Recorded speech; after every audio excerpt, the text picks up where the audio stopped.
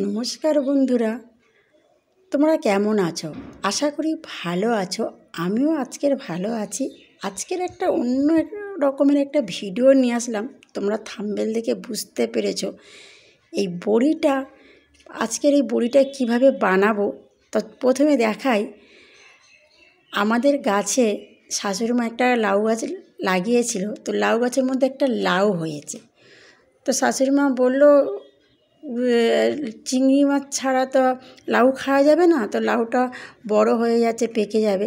তো আমি ভাবলাম, তো চলো আজকে বড়ি বানাই, বড়ি দিয়ে এই লাউটা বানাবো।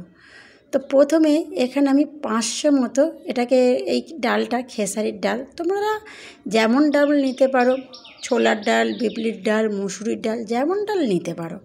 এখানে এই 500 ডাল নিয়েছি। এই ডালটা বেশ ভালো করে ধুয়ে 6 ঘন্টার মতো ভিজিয়ে রাখবো। আর যেটা বলছিলাম, বড়িটা খুব সহজভাবে এই বড়িটা দেবো। আর এই বড়িটা হয়ে গেলে লাউ দিয়ে এই বড়ির একটা খুব ভালো নিরামিষ রেসিপি বানাবো। তো এইগুলো প্রথমে ধুয়ে 2-3 বার ধুয়ে ভিজিয়ে রাখবো 6 ঘন্টা। এবারে 6 ঘন্টার মতো ভিজিয়েছি, ডালগুলো বেশ ফুলে গেছে। এবারে এইটাকে আমি মিক্সি করব। তো আগে মা ঠাকুমারা শিলে বাটতো, এখন তো আর কেউ শিল থাকলেও শিলে মশলা করে না। তো এখানে সব দিলাম, আর অল্প মাত্র জল দিয়ে এইটাকে বেশ ভালো করে একদম পিনো করে এইভাবে আমি পেস্ট করলাম।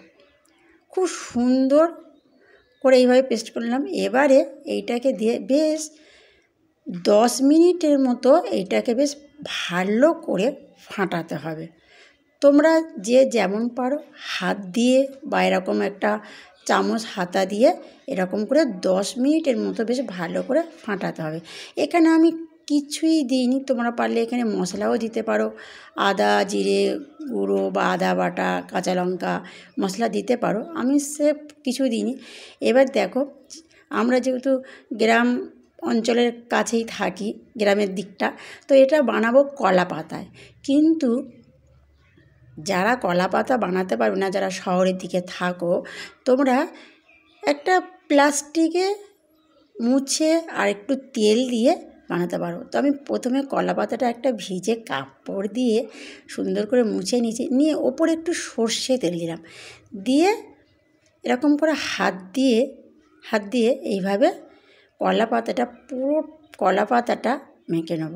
আর এই কলা পাতা দেখে মনে হচ্ছে কলা পাতায় ভাত খাওয়া বা কলা পাতার অনেক রেসিপি তোমাদেরকে একদিন দেখাবো। তো মাখানো হয়ে গেছে, এবার চলো বড়ি দেবো। কিন্তু যখন তোমরা ডালটা বাটবে অল্প জল দেবে, না দিলে খুবই ভালো, কিন্তু মিক্সিতে অল্প জলে, মানে জল না দিলে মিক্সি ঘোরে না, কিন্তু অল্প জল দেবে। আর এইভাবে দেখো, আমি এক হাতে ফোন ধরেছি আর এক হাতে ভিডিও বানাচ্ছি, তো তাই আমার প্রথমে বড়িটা কেমন হয়ে গেছে। তো যাই হোক, এবার আমি এইভাবে ছোট ছোট করে বড়ি দিচ্ছি।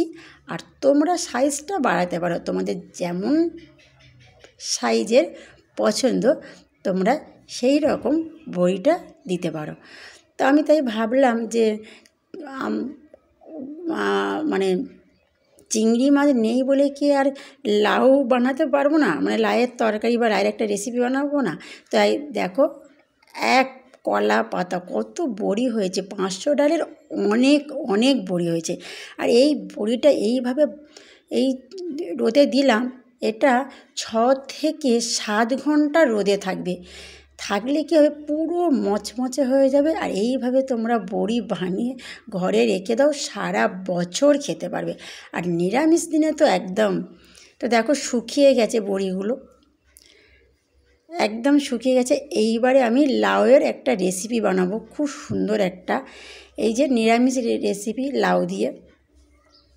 এই লাউয়ের একটা রেসিপি বানাবো, তোমাদের একদিন দেখাবো এই রেসিপিটা কী করে বানায়। তবে এই রেসিপিটা কিন্তু নিরামিষ দিনে খাওয়া যায়, আর ভাত রুটি দিয়েই তো খাওয়া যায়। তো হয়ে এসছে, আর আমি লাস্টে একটু চিনি দিচ্ছি।